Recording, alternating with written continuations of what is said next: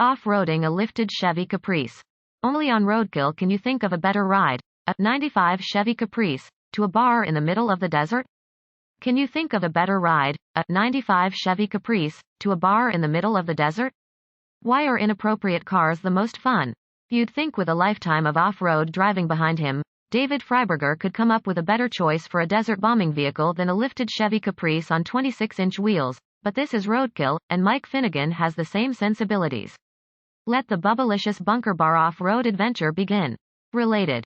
Catch up on the Bubblicious Odyssey only on the Motor Trend app.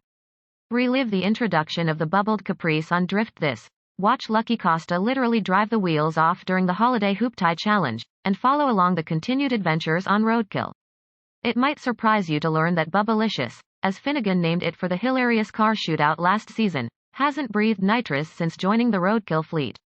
Mind-blowing, right? The two-man children that strap a bottle to every piece of junk they can haven't gassed the V8 in this Caprice yet? What's even more confusing is this retired cop car and taxicab already has nitrous plumbing. The Drift This crew likes tire melting power just as much as Finnegan and Freiberger. That oversight is about to be corrected.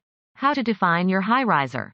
Unless you're a dirty South car culture aficionado, you're probably wondering why this 1995 Chevrolet Caprice 9C1, that's the heavy-duty variant for police vehicles, is called a bubble.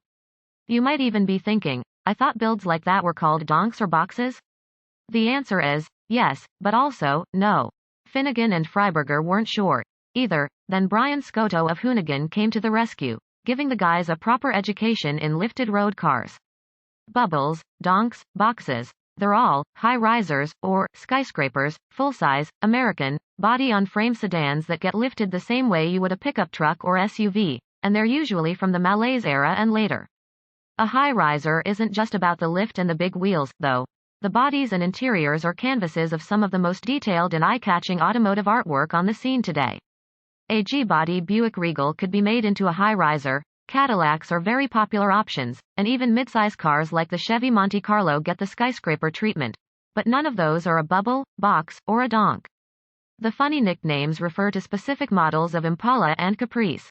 The donk is the 1971 to 1976 Chevrolet Impala with the big trunk, a hem, badonkadonk, and the Impala badge that looks like a donkey. A box is the next generation of Impala Caprice, 1977 to 1990, with those wonderfully Malaise Y-square bodies. And that leaves the bubble, so named for the rounded contours popular in the early 1990s.